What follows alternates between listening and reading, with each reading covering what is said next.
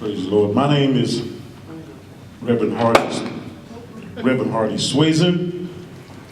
I am the founder of Helping Hands of Hope, a reacclimation home which I have through Morning Star Baptist Church, where I deal with young men who have been incarcerated.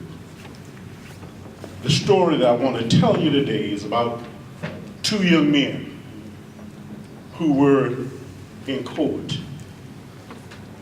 The first young man was an offender who, at times this first young man was, his crime was that he had shot a car in a gang-related situation. The cars was driving down the streets of Aurora. If you know what Aurora streets look like, they're narrow streets. He shot the car. The bullet hit underneath the front door, and the next one hit on the front bumper, the two shots that was fired. The other young man who was in court went to his friend's house and took an AK-47 and emptied it at window level through that man's house. The man and his wife and children was in the house.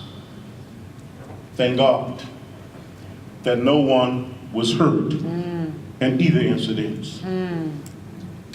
I want you to know that while they both were found guilty of their crimes, one had a lawyer who was a professional private lawyer. The other one had a public defender. And I was listening as they were trying to get the first young man, who was white, probation. And nevertheless, these two young men came to court, one black, one from an inner city neighborhood. The other was from an affluent neighborhood. And when it came down to the sentencing of these two young men, one, the black young man, received 10 years for his crime. 10 years. The white young man received 4.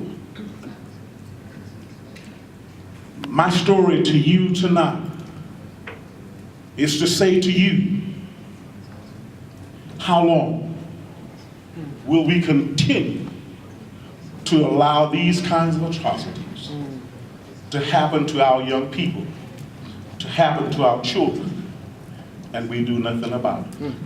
All right. We need to get mad. All right. We need to do something to stop our young children from being abused.